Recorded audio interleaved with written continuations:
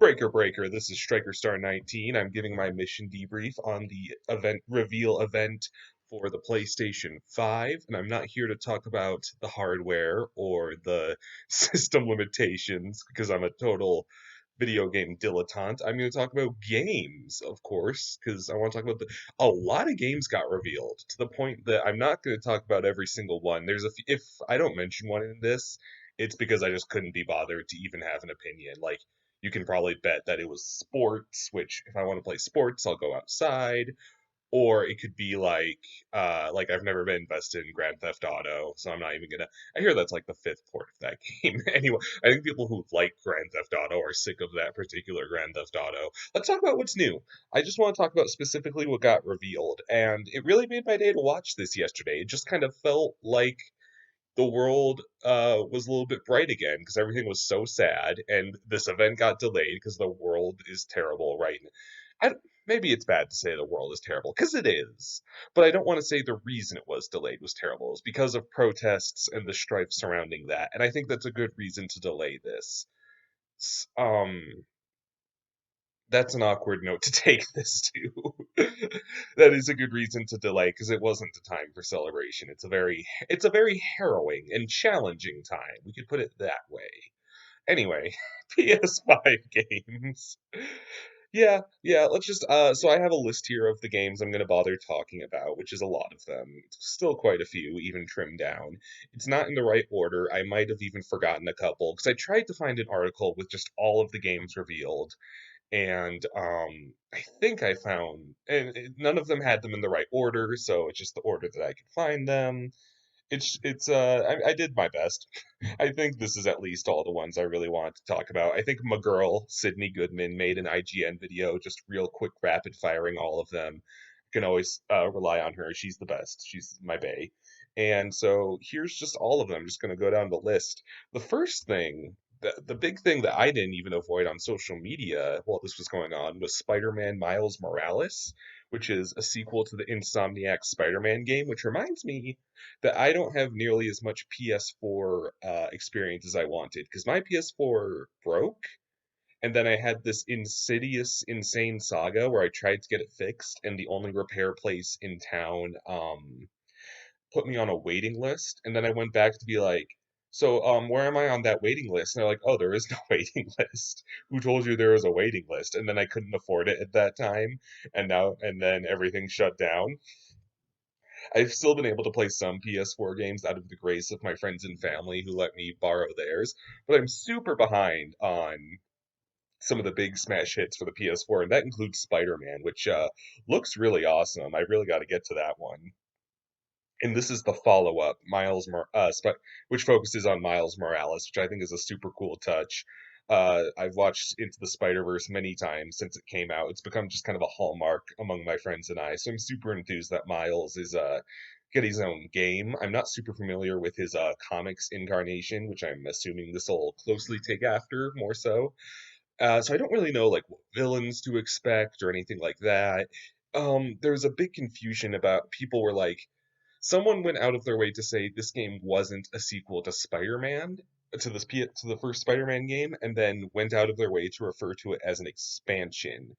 But it's not. It is a separate standalone game. When they called it an expansion, that was just weird wording to refer to it as like a side story. So there's some confusion there, but this is its own game with its own label.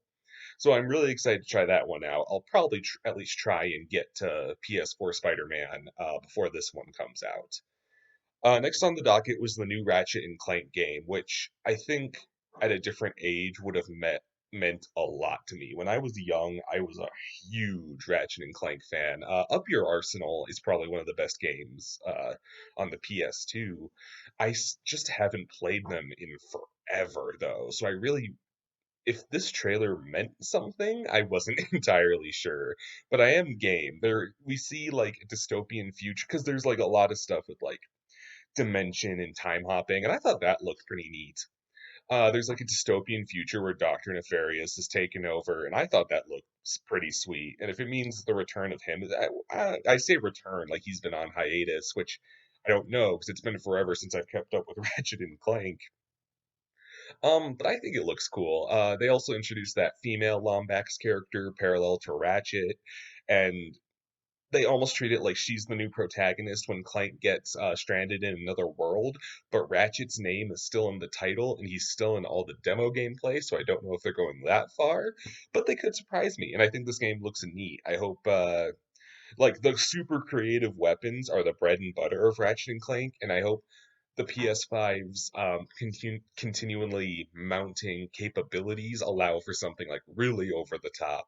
Like I want the new evolution of the Groovatron or that weapon that I think it turns enemies into sheep.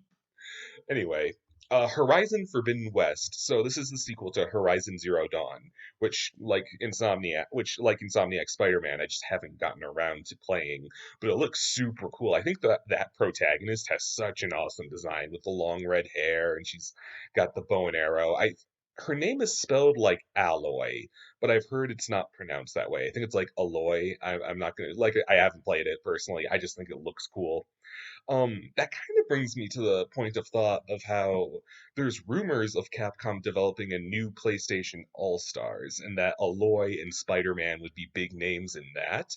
And I think that almost rings true that Horizon Forbidden West was the last game revealed in this event. That she's kind of working her way up to be that new PlayStation icon, which is I think PlayStation is like sorely lacking their own Mario ever since Crash Bandicoot kind of fell off of that prominence, and Sackboy just didn't quite stick, though that might change, as you'll find later in this video as I get to that topic. And I feel like it's almost kind of defaulted to Kratos because there was a recent vote and he's the most popular franchise on PlayStation by Sony right now. But I also think he's just got way too much edge and just not as much appeal to be that. So, and I don't know if Aloy is necessarily the answer, but it's still great to see her get so much prominence to a cool female protagonist. And like I said, I want to try this game. I'll have to see if I can get a hold of Zero Dawn first. We'll see about that. Resident Evil Village. Resident Evil, I have kind of a weird parallel awareness of. It was like my dad's favorite video game series. And I remember sitting by him and watching him play two, I believe three, and definitely four. So I'm very familiar with those games just from that experience. And I've kind of fallen off since then. I've played a little bit of Resi 2 Remake, which everyone is nuts for, and I like it. But it's hard for me to I'm having a hard time getting super invested. I think I just need to put a little more time into it. And this looks cool. It's got like Chris is back and he's like looks insane. I kind of wonder what happened to him. He's got like the tiny head and he's kind of deformed looking, or maybe they just kind of went totally off the rails with his design. I know Resident Evil just tends to play with their protagonist morality a lot and giving them mind control and viruses and this and that. So I wonder if something's going on there, or if Chris is going to be the protagonist and we're going to play as this colossal dude. Um, or if we're gonna have that does tend to be the draw to most Resident Evil games to me is that the protagonist characters tend to be like two characters and they have a neat dynamic, whether it's Leon and Claire or Jill and Carlos or whoever, what have you. So I wonder which two characters are going to be leading the helm of this one. And now we have totally new IP, Kena or Kenna, I'm not entirely sure, Bridge of Spirits. This looks super cool. It basically looks like a Pixar movie, and anyone who's apt in animation is probably rolling their eyes at me making that assumption or making that statement because I'm sure that's technologically completely off base. But I like this looked like something I would sit down in a theater and watch. I just thought it looked really incredible. Not that graphics are everything, but I feel like with next gen graphics, you either get like extreme realism or extreme stylization, and this is just a really cool like animated film feel, if that makes sense. It just had it has this magic theme. I don't feel like I know a ton about it. It's got some cute looking creatures. It's kind of one that the trailer speaks for itself.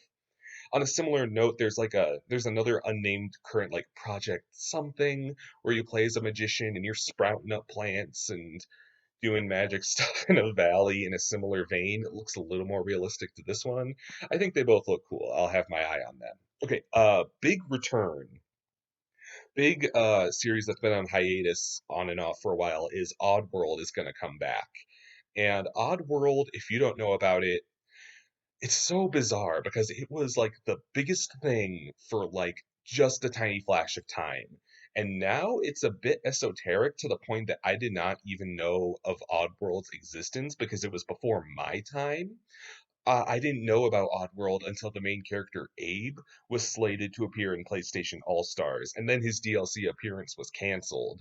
So if you want to learn more about it, it's super cool. It's this very stylized, kind of in tone, not necessarily in art, but in tone. I think it's kind of Burton-esque, how it's very grim, but it has this kind of cartoony and comedic edge to it that I think is super neat. And it's so its own thing. It's kind of a platformer survival puzzle game all wrapped into one. If this, like, look up a few images. If that piques your interest at all, the YouTuber Cadicarus has like a handful of good encompassing videos on Oddworld and what it's all about. And I think and that's how I really learned about it. And from what I hear, he got to like try it out. So I'm super happy for him that one of his favorite series is like back and better than ever.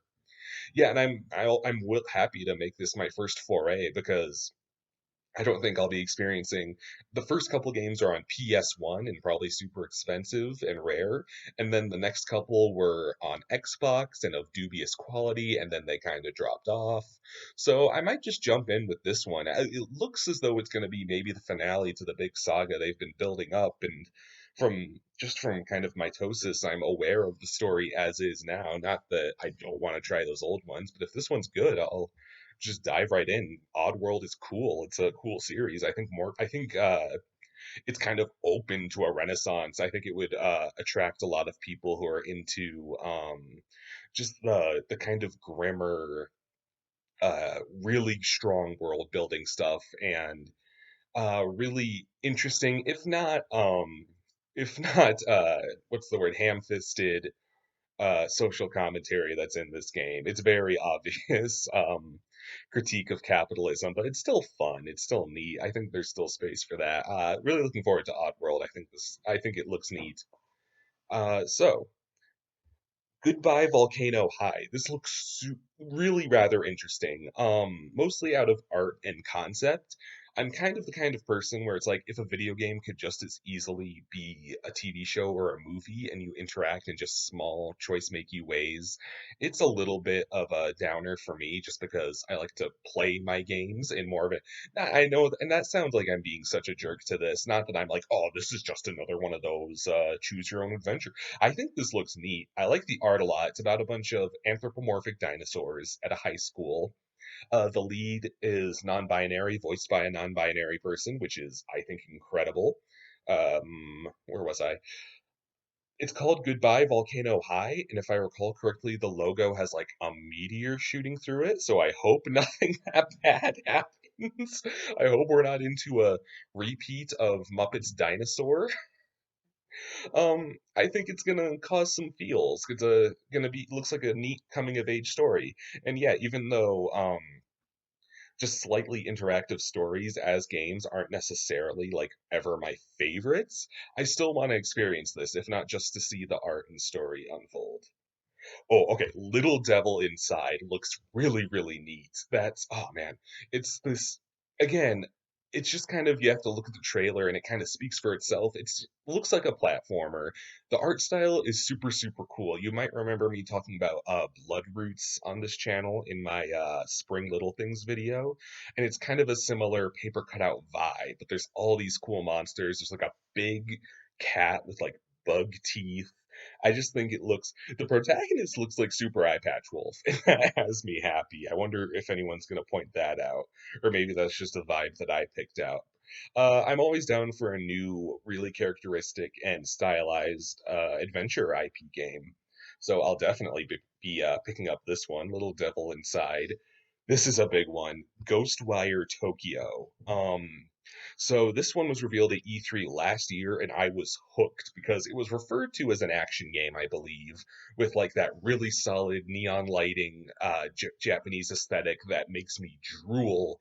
And Ikumi Nakamura is one of the big people behind it. I don't know if she's necessarily the lead, but given all the publicity she's done with it, she's the person I far and away associate it with it most. And she's done a lot of work on Bayonetta and Okami. Uh, a few other things that I'm not quite as close to, but that tells me she's very adjacent to Hideki Kamiya, who's made a lot of my favorite games. The game video I just made comparing Devil May Cry, Bayonetta, Metal Gear kind of birthed from my love of Hideki Kamiya's style and process. So seeing kind of someone of his similar ilk and sensibilities in Nakamura handle Ghostwire Tokyo has me really excited. And she's also just has such a winning personality at all the award shows and stuff she's been at recently. She never fails to make me smile. She's the best, and her tweets are hilarious too. Ghostwire Tokyo, it's got like kind of got a yokai vibe going and like different Japanese mythology and ghosts. You're saving Tokyo. You can kind of there's going to be kind of an aspect, kind of they live aspect of seeing things other people can't, which involves like ghosts and the supernatural. I'm just all about that stuff. It looks super cool. This is going to be like a day one purchase if allowed. I'm that it looks awesome. Um, the only game on this list next that I don't want to try, but I still find worth talking about is Bug Snacks. Um, Bug Snacks is by I think the creators of Octodad, Octopus Dad, whatever that is, and you got this and it's like uh food with eyes that you pick up and eat, and I got like big Viva Pinata vibes. The main character has this like Australian accent as they're just like really jollily eating the bug snacks. Oh, it looks silly. I felt like it was worth talking about just for how strange it was. I don't think I'll be picking it up. I don't see, and like Octopus Dad has that same vibe of like, oh, here's a game that doesn't really work like most games by an indie developer, and oh, it's random and crazy how it works out. It's another goat sim. Forget it. I'm not interested now. But it was bizarre enough, and it's one of the games that's still stuck in my mind, and I felt was worth mentioning. Deathloop. Okay, this is so cool. This was revealed alongside Ghostwire Tokyo at E3 last year, the Bethesda meeting, and I've been waiting for more information since then. I feel like the vibe has changed a little since that conference a year ago, but I think that's perfectly reasonable. You play as this badass looking protagonist who, from what I can gather, he's like a bounty hunter. He's this big, tough dude, and he has to take out I think it's like 8 different targets, but every time but he has like a rival who impedes him and kills him, and he comes back, and the only way he can break the loop is by defeating his those aforementioned targets. And it just looks like, a stylized shooter that's more than just a hand in front of the camera with a gun. I think it looks just super, super cool. It has all kinds of flair. Again, just check out the trailer, and it's more than just guy with a gun looking brooding. I think it looks. I can't wait to try this one out. It's this one and Ghostwire Tokyo have been like closely in my head since a year ago E3, and I'm super happy. They seem to be kind of the flagship PlayStation 5 figures. Pragmata is the next one. You play as like from the trailer, you have to just watch the trailer. It's like super strange. It's not super clear what it is. There's some Death Stranding vibes there, which I don't know if that's a good thing or a bad thing, frankly. You play as an astronaut who it looks as though this character is capable of like spraying material like a sparkly dust like material which recreates figments of the past is is like the impression I got because it looks like he's in a post-apocalyptic setting. What really caught my eye is that Capcom is making this, and they usually involve themselves with really characteristic stuff. It's nothing usually that gray or boring, unless it's like, or even that serious, unless it's like Resident Evil, which even then has its absolutely absurd qualities. but I got those like just very self-serious, very almost philosophical Death Stranding vibes from this trailer. So I just wonder which direction it's going to take. This one's a long while from being out. It's 2022 release. So, we'll see. I think, cool impressions. Thought it was worth bringing up. Maybe we'll see this brooding astronaut character in the next Marvel vs. Capcom. That'll be weird. Stray. Okay, we know very little about Stray except you play as a cat in what appears to be a world populated, if not just served by robots. It's kind of I got like Blade Runner vibes from like this Tokyo looking marketplace, but filled with robots. And then the only organic thing there is like a cat with a little backpack and like a realistic one. When I say backpack, I don't mean anthropomorphized. I mean a cat with like a form-fitting vest and it looks like maybe some small amounts of gear. And I like cats a lot. Like just domesticated cats as protagonists is a concept that appeals to me, which is weird because I'm not a cat person in real life, mostly just because I'm super allergic and asthmatic, not because I'm a jerk.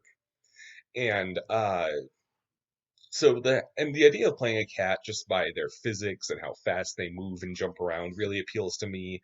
There's a neat indie game called GATO Roboto. I played a little bit on when I first got my Switch last year, and it's a very different. Gato Roboto is obviously very. This is like a realistic cat. I'm trying to paint that image that will apparently be playing as maybe to find a family or find organic life in this robotic world. I think that's just a neat idea. Whereas Gato Roboto was more of a cartoony cat in a Samus suit.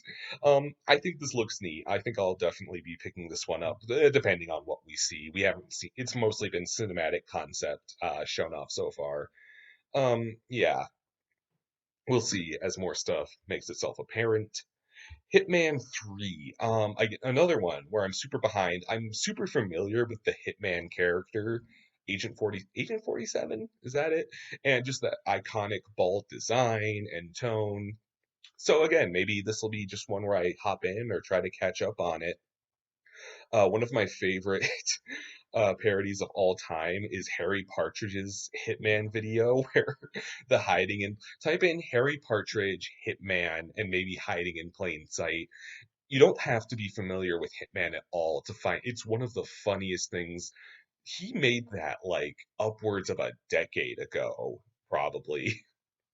It's still one of the funniest things I can think of. Harry Partridge is so talented, one of the best YouTube animators. Beg your pardon. So maybe I'll make this the Hitman game I try out and give truth to my experience with Hitman being that one animated parody.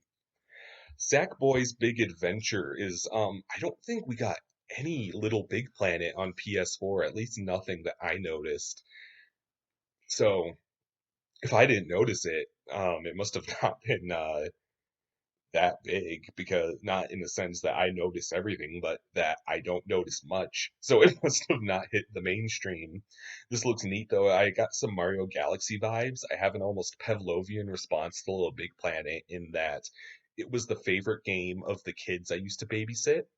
So it was that and like new Super Mario Brothers Wii that like give me that kind of response of like, okay, what are we doing? But I think this could unfold to be really neat. I haven't really given Little Big Planet a fair shot because I've always associated it with being kind of aimless and kiddie.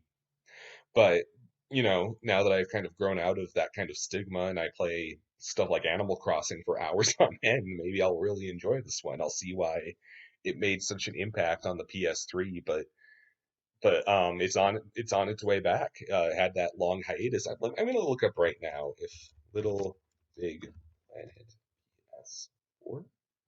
Oh, apparently there was Little Big Planet 3 for the PS4, but I can't imagine. And it looks like it was well reviewed. I just can't imagine it even like made that big a splash because I never see anybody talk about it. Maybe that's just my own lack of awareness. What do you know? Whatever. Astro's Playroom, just kind of in a similar sense, kind of looks like Little Big Planet, just a big sandbox with a cute mascot. I think it looks neat. And if Astro becomes kind of a PlayStation mascot character, I think he fits that mold well. Not much else to say about that one. Destruction All Stars. This one really caught my eye because this is a car combat game. And when tell me, oh, there's going to be car combat on the PlayStation, I'm like, oh, you mean Twisted Metal. But this didn't mean Twisted Metal. They meant Destruction All Stars. And it looks a lot more outlandish than Twisted Metal. Like, I'm talking the cars extending big buzz saws and chopping each other up. I just wonder because David Jaffe, who made Twisted Metal, in a recent fan made documentary where they got a hold of him, he was like, I just don't see Twisted Metal come back because I don't really know who wants to play it or who wants to make it. I wonder if the success of this could lead to a comeback because Twisted Metal has gotten the shaft for entirely too long. So I really want to see like if this game proves that there's an audience for car combat, it didn't get much spotlight at the event. They kind of glossed over the trailer, but it surprised me a little that it's happening and is so largely presented at a PlayStation event.